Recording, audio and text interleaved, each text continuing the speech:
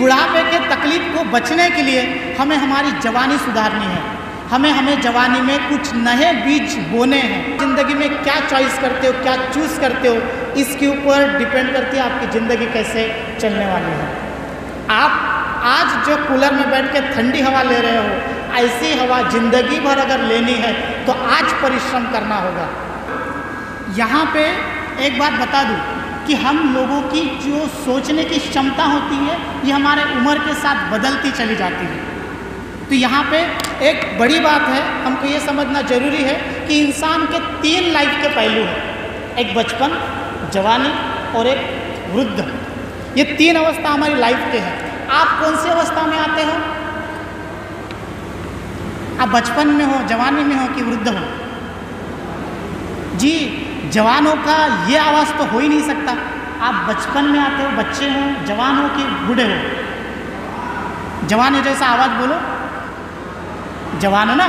तो आपको बता दूं, बचपन आपका, ये देखो ये फॉर्मूला है, हम ट्रेनिंग के अंदर यूज करते हैं, ट्रेनिंग्स में देते हैं और ये समझाने का पैसा लेते हैं। आप लोग फ्री में दे रहे हो। और एक हमारे इंडियन कल्चर है, जब भी फ्री में कोई चीज़ मिलती है उसका वैल्यू नहीं होता। आपको समझ में नहीं आ रहा तो कुछ मैं एग्जाम्पल दे दूँ। जब भी लंगर लगता है या महाप्रसाद चलती है, हम लोग सब लोग खाना खाने जाते हैं, हम भी जाते हैं। लेकिन इसमें से कितने ऐसे लोग हैं कि जब वो लंगर का खाना खाने के बाद, पेट भर खाना खाने के बाद, जिसने वो लंगर आयोजित किया है या जिसके उपलक्ष्य में वो आयोजित हुआ है उसको थैंक यू बोल के आए? या जो महाप्रसाद लगी उस महाप्रसाद जिस किसी ने ऑर्गेनाइज करी उसे थैंक यू बोले है? या फिर जिस महापुरुष की याद में उसे ऑर्गेनाइज किया गया था उनको धन्यवाद बोले? कभी ऐसा हुआ है? नहीं। उल्टा हमने उसमें खामियां ढूंढी है, उल्टा हमने उसमें गलत चीज़ें आइडेंटिफाई करी है कि यार नमक कम था, कड़ी में ना नींबू सट ज़्यादा डला हुआ था, शायद कम होता तो अच्छा होता। तो हमारे इंडियन लोगों का ये कल्चर रहा है कि हम बड़े से बड़े अच्छाइयों में निगेटिव चीज़ें पहले फाइंड करते हैं। और ये जब रवैया बनता है तो ये रवैया हमारे साथ कंटिन्यू चलते चला आता है और इसका असर हमारे लाइफ में होता है। बहुत बार हम जो गलती करते हैं वो टाइम पे समझ में नहीं आती, टाइम के बाद समझ में आती। तो आप ध्यान रखिएगा, आपने जैसा अपना बचपना जिया है, जैसा आपने अपना बचपना जिया है वैसा ही आप अपनी जवानी जियोगे। ये बात गौर करके सुनिएगा, जैसे आपने अपना बचपना जिया है वैसे ही आप अपनी जवानी जियोगे और जैसी आप अपनी जवानी जी रहे हो वैसा ही आपका बुढ़ापा जाने वाला है। ये बात ध्यान में रखिएगा।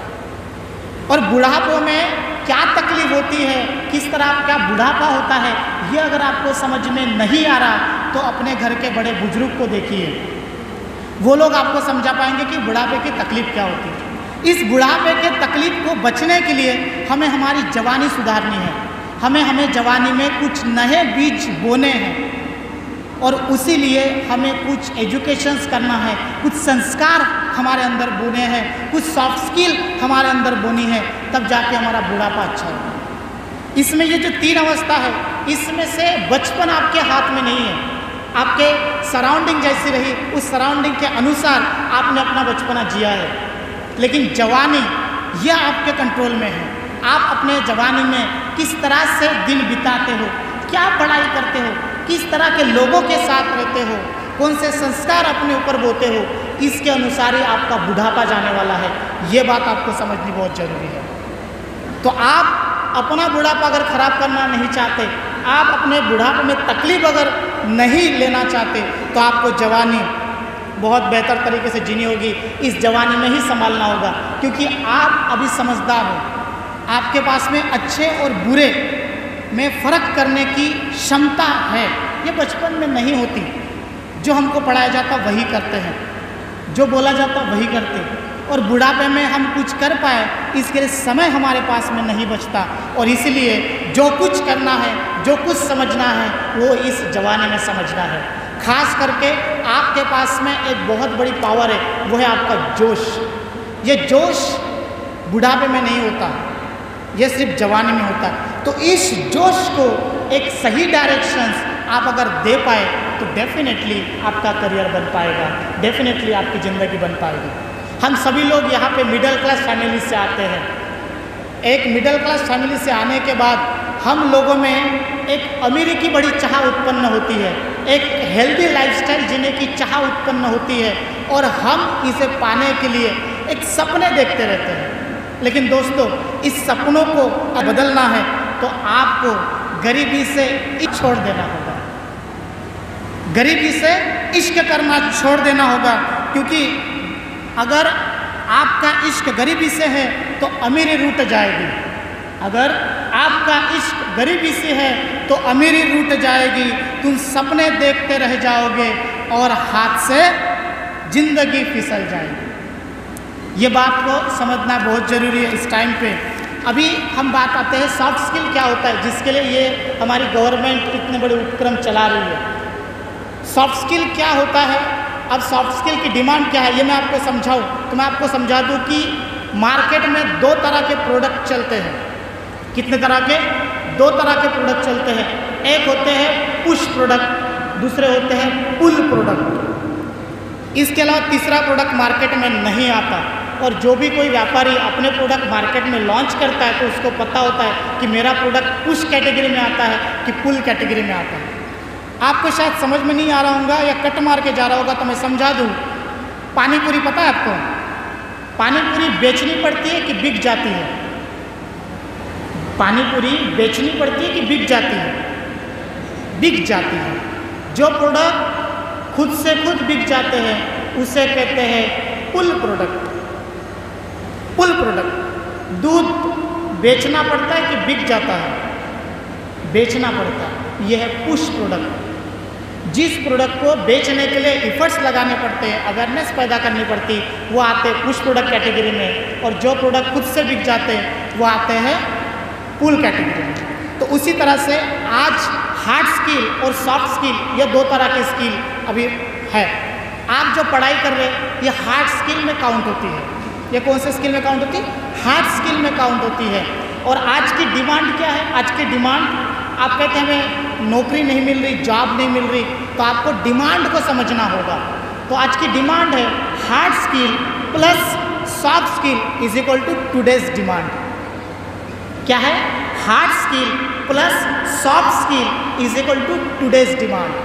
आपके पास में हार्ड स्किल ऑलरेडी है, आपको अपने अंदर सॉफ्ट स्किल डेवलप करनी है। आपके अंदर सॉफ्ट स्किल अगर डेवलप हो जाएगी तो डेफिनेटली आपकी डिमांड बढ़ जाएगी।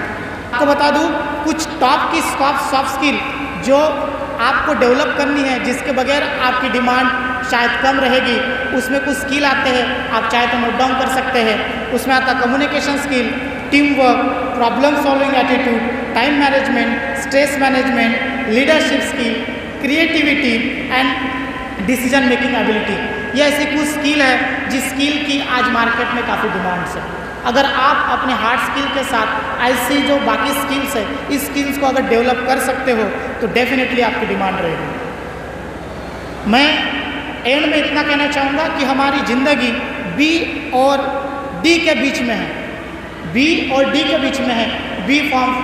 B stand for birth and D stand for death. इन बी और डी के बीच में आता है सी, और C stand for choice, choose.